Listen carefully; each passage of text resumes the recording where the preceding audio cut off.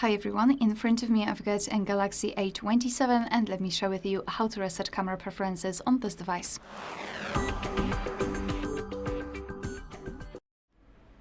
So let's begin with opening the camera app.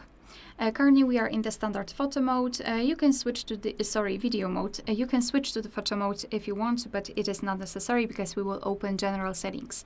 Here we've got this 4 dots icon, so just tap on it to open more options. And right on the left we've got, and on the left, far on the left, we've got this settings icon, so gear icon. Let's simply tap on it, and here scroll all the way down to find this option, reset settings. Tap on it. Tap on reset and you're done. We just got back to the camera. As you can see here, we've got the instructions which are shown if you're opening the camera for the very first time after the initial configuration, which means that we just successfully reset camera preferences. Alright, so that will be all. Thank you so much for watching. Please hit the subscribe button and leave the thumbs up.